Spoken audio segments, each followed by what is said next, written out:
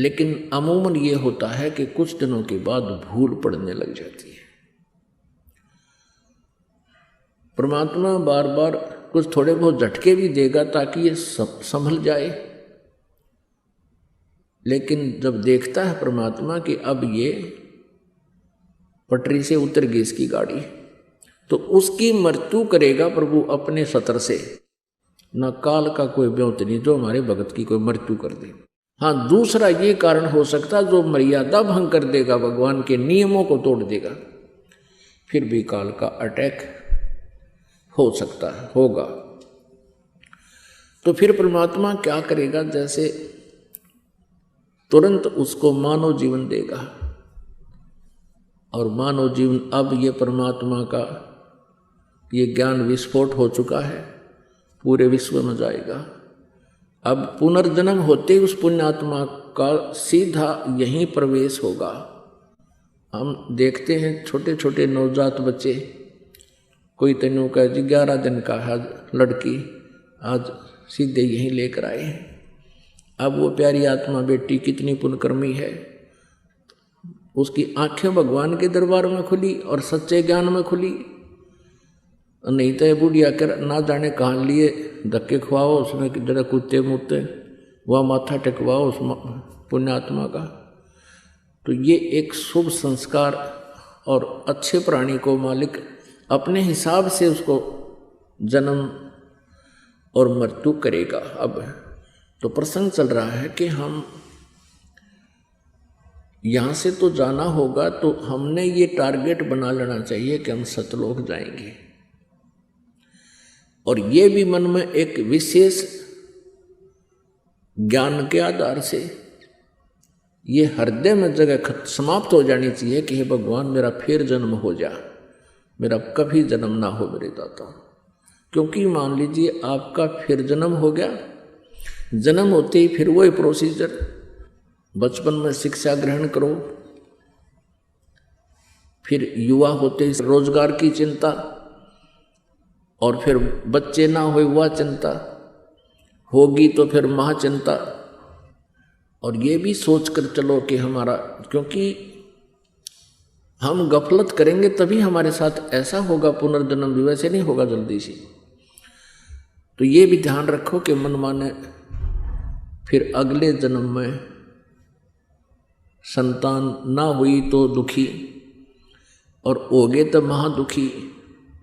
कोई मर गया, कोई जीवित रहा है, कोई रोगी, कोई कोढ़ी हो गया। हम देखते हैं एक एक परिवार के ऐसे बच्चे हैं तो जीवन से ही ऐसी स्थिति में है, ना वो मरे हैं ना जीवित हैं। तो कहने का भाव ये है कि इन दुखों को और इस हरहट के कुएं को याद रख कर इस जन्म और मृत्यु से आपको हृदय से नफरत हो जानी चाहिए। एक गलानी बनेगी अंदर में, एक गलानी बनेगी ज्ञान से और भक्ति से, तो फिर आपका पुनर्जन्म नहीं होगा। यहाँ पर आप सीधे सतलोक जाओगे, मर्यादा में रहना होगा, सतभक्ति करते रहना होगा, आखिरी श्वास तक जाप करना है। कबीर परमात्मा कहते हैं अपनी महिमा अपने पाने की विधि आप ही बताते हैं। साईं यूं मत जानियो प्रीत घटे मम चत, मरूं तो तुम सुमृत मरूं और जीवित सुमरूं नित। आप कहते हैं भगवान की भक्ति को, परमात्मा के अंदर आस्था या नकली सी मत लाइयो, एक मजाक मत समझना। कहते हैं साईं यूं मत जानियो प्रीत घटे मम चत, मरूं तो तुम सुमृत मरूं और जीवित सुमरूं नित। तो पुण्यात्मा, परमात्मा का पाना सबसे आसान है। परमात्मा का पाना जितना आसान है इस पृथ्वी पर कुछ भी काम इतना आसान नहीं है। सतलोक में जाना जितना आसान है बहुत इजी है, लेकिन जो कठिन है वो ये है कि ये विश्वास होना जो ज्ञान दास आपको बता रहा है ये कठिन है। जिस दिन आपके ये विश्वास हो जाएगा कि सचमुच ऐसा ही है, आपका मोक्ष निश्चित है। और ऐसे वैसे कहने से नहीं, आपको एक पॉइंट पर 6 प्रमाण दिए जाएंगे